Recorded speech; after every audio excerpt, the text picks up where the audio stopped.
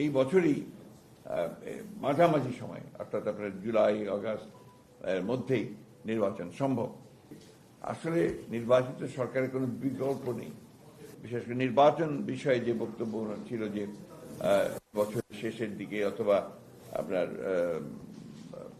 পরবর্তী বছর অর্থাৎ 26-এর মাঝামাঝি সময়ে এই বিষয় নিয়ে আলোচনা হয়েছে, অনেক দীর্ঘক্ষণ আলোচনা হয়েছে।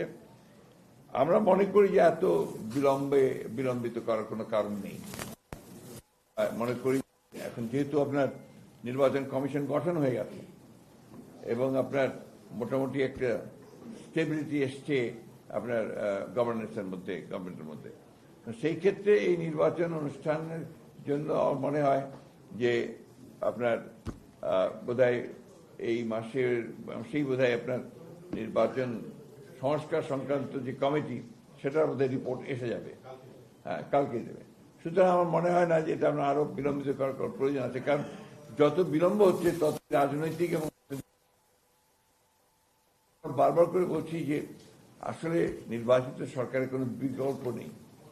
এটা গণতন্ত্রে এটাই হচ্ছে সবচেয়ে ইম্পর্টেন্ট বিষয়।